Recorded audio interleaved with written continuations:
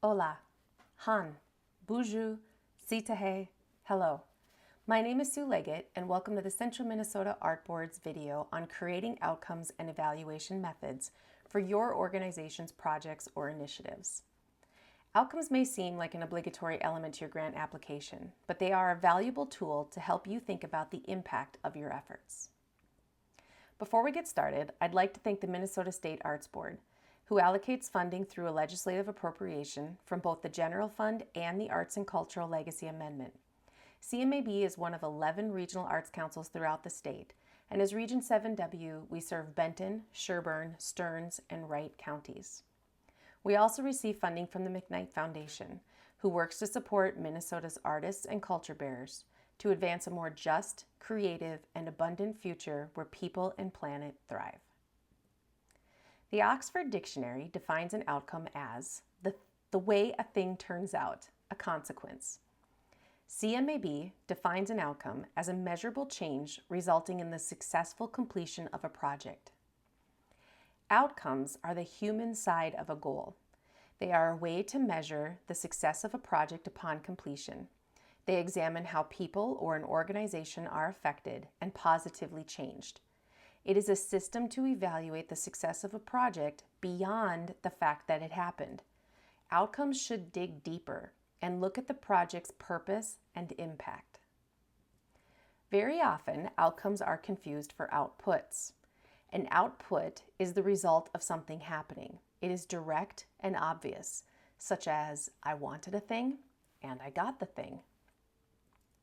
An outcome would look at that thing's impact. For example, if I wanted ingredients to bake cookies and I got them, the output would be that I baked cookies. The outcome would be that I developed an appreciation for baking, or I increased my knowledge of basic baking techniques, or I gained a better understanding of why the chocolate chip cookie is the most popular cookie in America. Outcomes can be quantitative or qualitative.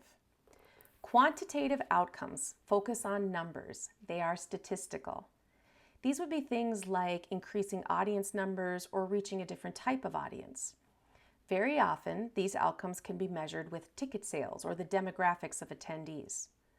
All of these measurements work well for the internal evidence of success, especially if you did something like try a new marketing campaign, or if the project is reoccurring, what has made it stronger over the years. For example, if I had the outcome of raising awareness within the Hispanic community, I could add a simple demographic question when a ticket is purchased.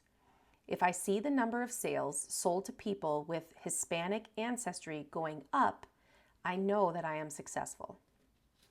Another option is qualitative. Qualitative goals focus on emotions and knowledge.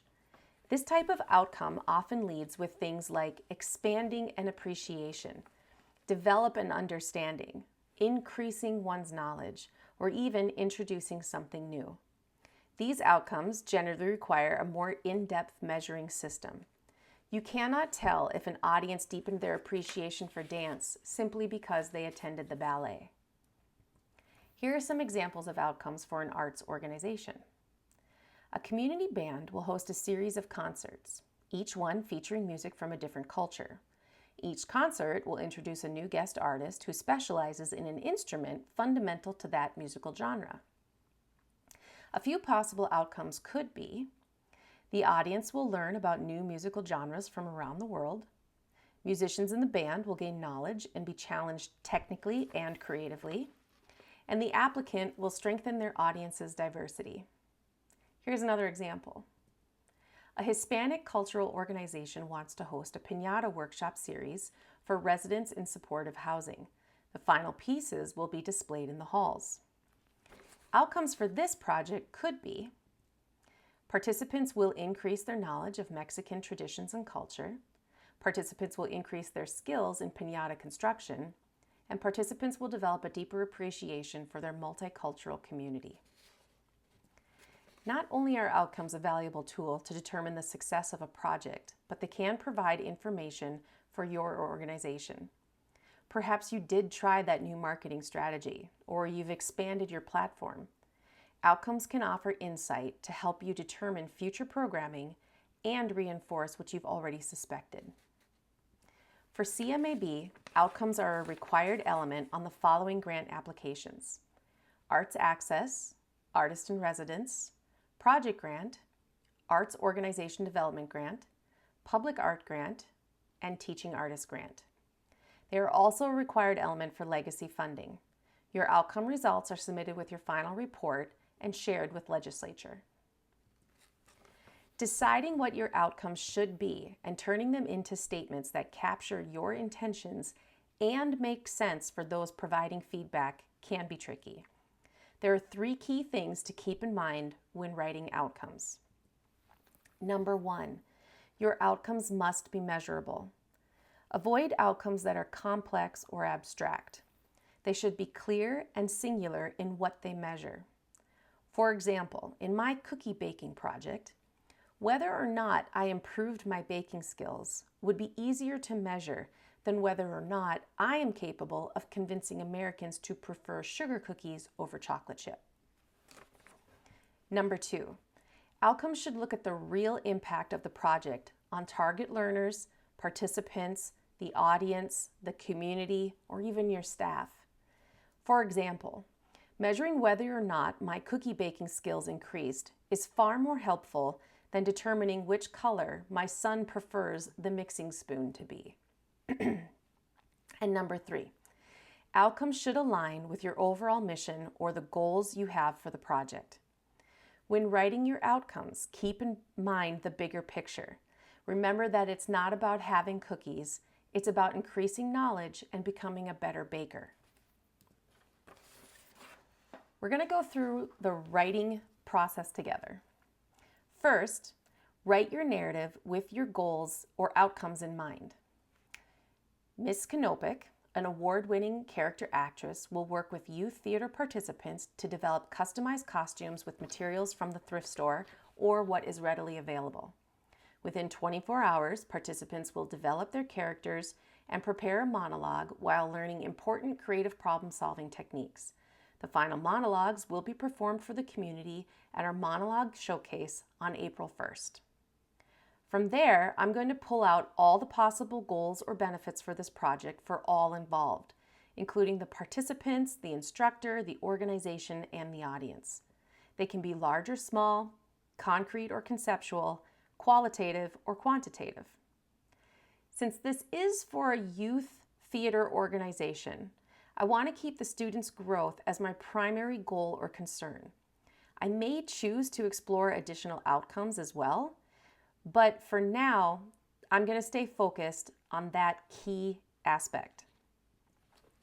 After I have my list, I will focus on 3 that feel most relevant to the grant application, align with my ultimate goal, and have the most potential to demonstrate impact. In this case, they are challenging the student's abilities, which references working at a higher professional level. A performance opportunity, which is connected to the public presentation, and problem-solving skills, which focuses on the restrictions that they must overcome. Finally, I'll rewrite those brief goals into outcome statements. When writing these statements, keep in mind that they must be measurable, focus on a change in knowledge or attitude, and are appropriate for my larger goal. I ended up with: students will challenge their knowledge of character development, students will increase their performance skills and readiness, and students will further develop creative problem-solving skills. We're going to do one more example. In this case, we'll be hosting a Ukrainian Heritage Festival. Because the first example was really focused on the ultimate goal of providing a learning opportunity for students, all the outcomes focused on that group and that goal. In this example, however, we're doing a public event that ultimately aims to celebrate Ukrainian culture. The outcomes, therefore, should focus on how various groups are affected. In this case, those groups are the performers, the Ukrainian people, and the general population. You can see that a lot of the benefits or goals range from providing an outlet for Ukrainian performers to educating the community on Ukrainian traditions. For an event like this, with different types of vendors, a variety of performers, and a diverse audience, there are quite a few benefits that could work towards that ultimate goal. I chose 3 outcomes that focus on the community as a whole, the performers at the event, and the local Ukrainian people. Each one focusing on a change in mindset that will happen if this event is carried out as planned. When I write each one into a statement, you can see how it focuses on the beneficial change for a specific group. For example, instead of the first outcome saying, provide an outlet or income for the performers, which would be an output, it shifts the focus to a change and says, performers will further develop their skills and network. The outcomes are not what will happen if funded. They are the change that will happen if people experience the event. The outcomes are also written in a way that can be measured. It may be having volunteers ask people in the crowd, quote, if their understanding of Ukrainian traditions and cultural practices have increased, end quote. Or it could be setting up an interactive booth at the event and addressing all the outcomes at once. It's important to note that when there are different groups providing feedback, I will either need to ask people which group they belong to or design my outcome evaluation method in a way that focuses on each group separately. Now that we've defined our outcomes, we need to explore the various ways to measure them and determine if our project was in fact successful. For this, we'll be looking at evaluation methods. Whatever evaluation method you use, it must do 3 things. Number 1, it must actually measure the outcome. If your outcome is that students learn more about character development and costuming, you don't need to ask them if they had fun. It's great if they did, but that does not measure the outcome. Create your evaluation method with the exact wording of the outcome in mind. Number 2, it should align with the nature of the event. If you're providing musicians for a farmer's market where people are constantly moving and looking for items and the location has many entry points, it wouldn't make sense to create a 20-question online survey that was accessible only by a single QR code. The scale and size of that evaluation don't line up with the energy of the event nor the commitment level of the audience. However, if you were hosting a 6-week workshop and the participants have dedicated quite a bit of energy and time, that online survey would make sense.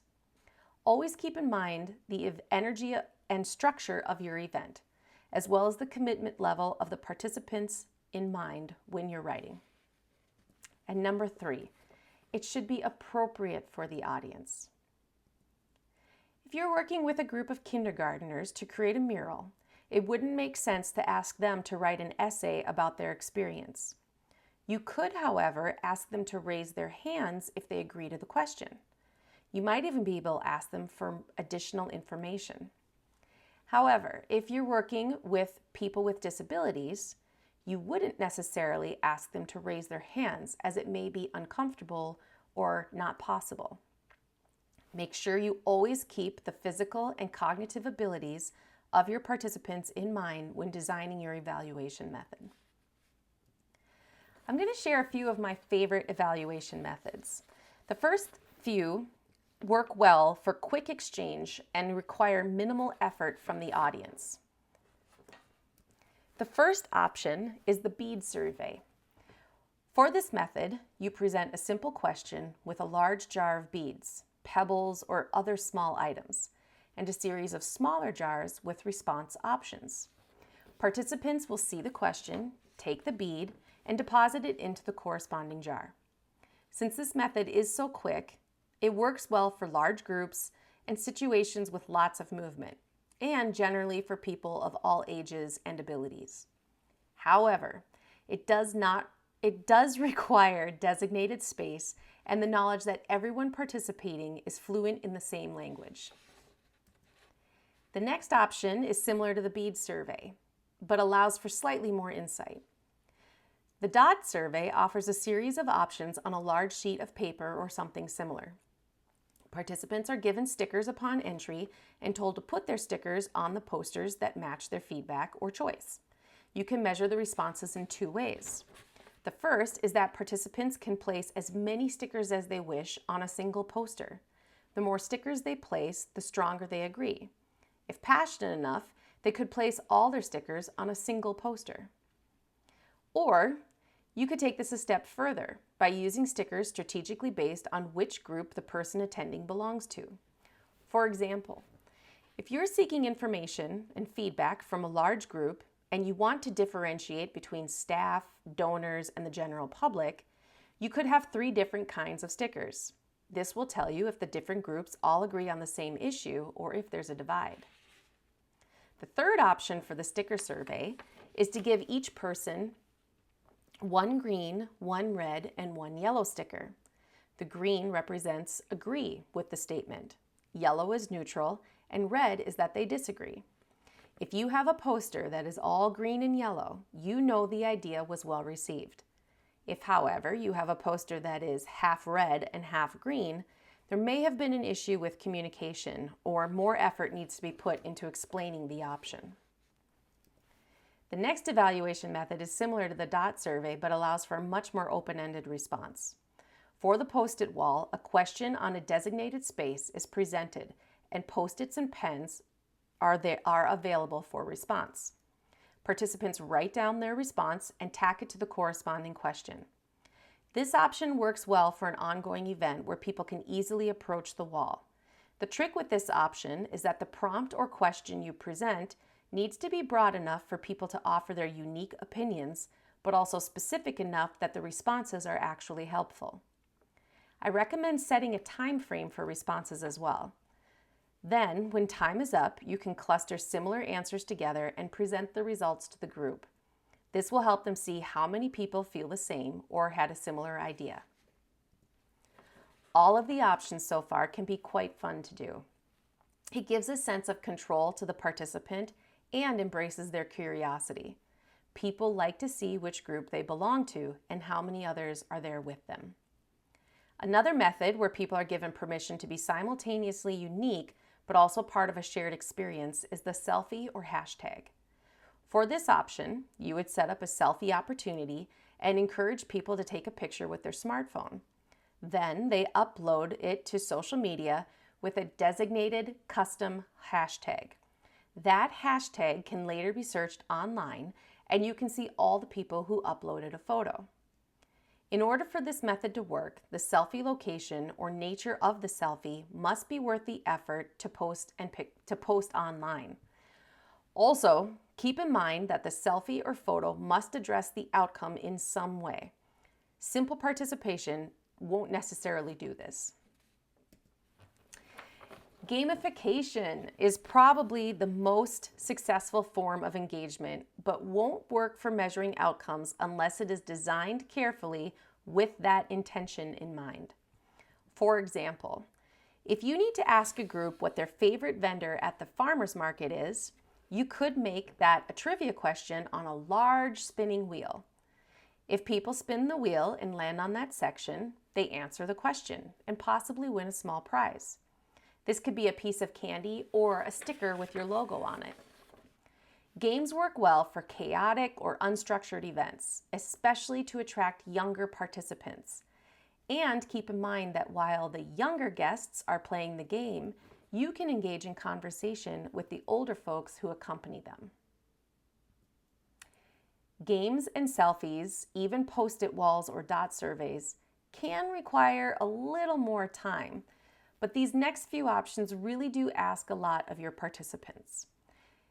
These will not generally work for busy, complex public events unless there is a ticket purchase that includes an email you can use to send out a survey following the event.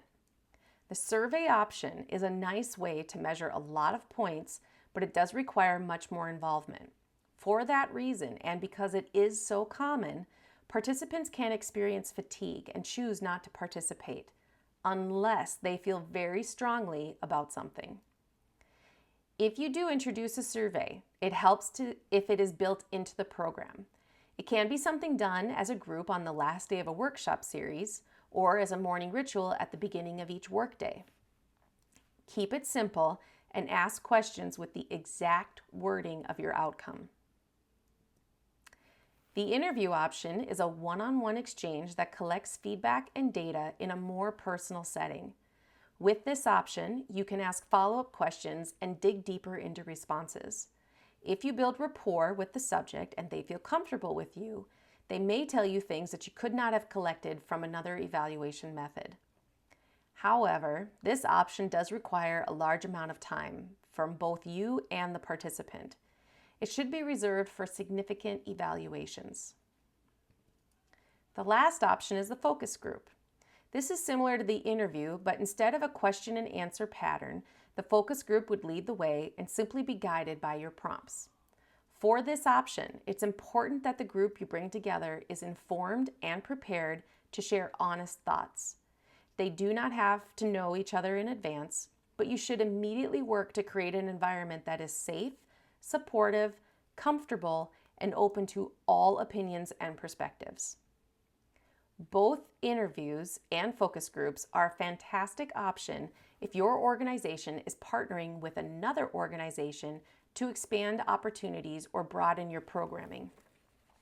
For example, if you're an arts organization who partnered with an organization for people with disabilities to offer after-school art classes for youth, interviewing the staff or hosting a focus group of the participants to get insightful and specific information about what went well and what could be done better will really help both groups become stronger.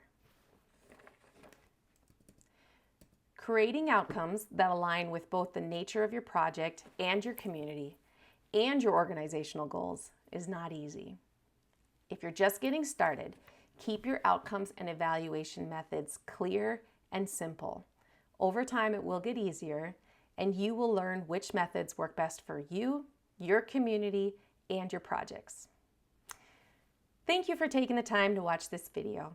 If you have any questions or need additional assistance with your CMAB grant applications, please feel free to call or email our office. You can also learn more at our website, www.centralmnartsboard.org.